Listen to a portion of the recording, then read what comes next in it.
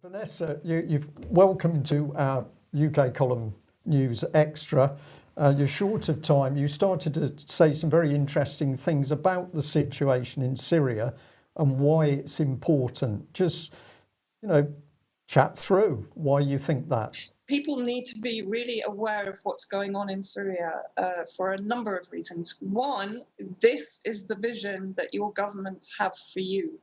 So everything that Syria is suffering, from food insecurity to economic sanctions to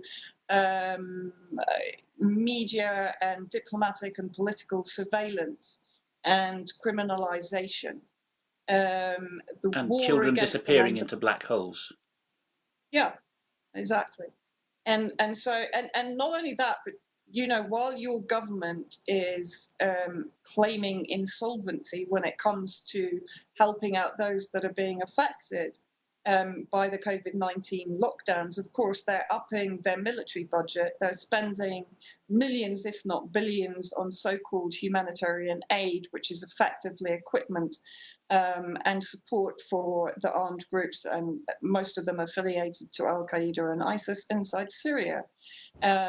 For example, the recent giving of 1.3 million to the Al-Qaeda-linked white helmets that the BBC has tried to whitewash multiple times for producing allegedly PPE in Idlib.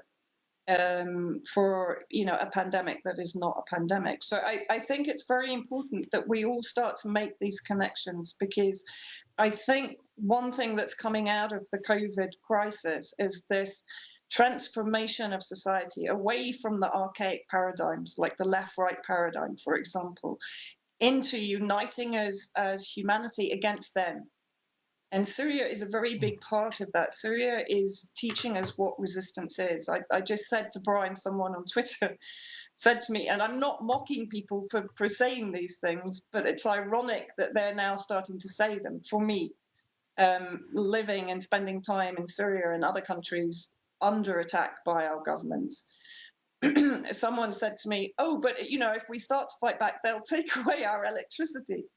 And I'm like, well, yes, that's what they do. And that's what they have done in Syria. And that's why the situation here is pivotal to our survival, because through the Syrians and through the Yemenis, through the Iraqis, through the Libyans, we can find a way to understand how we can survive.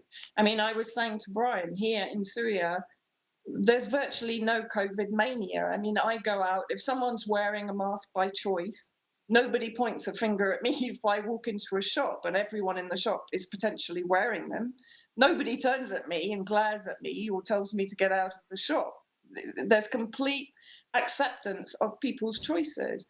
There are some government institutions where they ask you to wear a mask. My general response is, I have a medical exception. They wave me on through. The minute you go into the meeting, nobody's wearing masks on a I'm not talking individual basis. I'm talking generally here.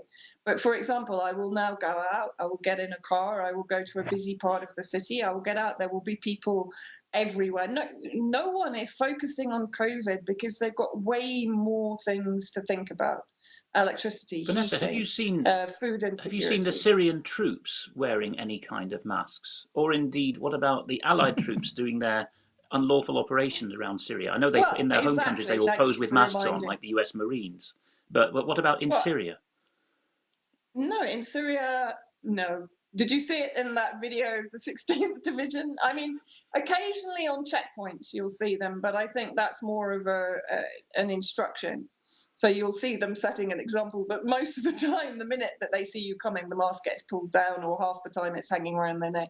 They're not really paying much attention to it. And certainly hugging and kissing and shaking hands and all of this is continuing as normal from day one. I posted at Christmas a scene at one of the Damascus main markets. You couldn't move for people in the crush shopping, and someone was handing a baby in a pushchair over the heads of the crowd to take it forward. This is Syria, and you're quite right to make the point, and it was an important point I wanted to make about the military operations also. From the beginning of the COVID crisis, US coalition troops, so that means UK, US, EU, etc., have been moving cross-border without any masks, without any taking any action against COVID transmission, etc. None whatsoever. And UN officials that I see regularly from the beginning have never worn masks, have never socially distanced, have never followed any of the COVID-19 lockdown rules that we're seeing in the West. So, you know, with Yemen declaring herd immunity in October 2020, we really have to start reevaluating what we do to survive as a human race, not what we do to survive as English people, European people, American people, but as a human race, because that's how important it is right now. They are pushing us into the same scenario as Syria, as Yemen, into food insecurity, into basically buying up all of our planet's inventory to feed scraps to the little people, the ants, as they see us, before they crush us, if in case we dare to challenge or confront them over their criminality.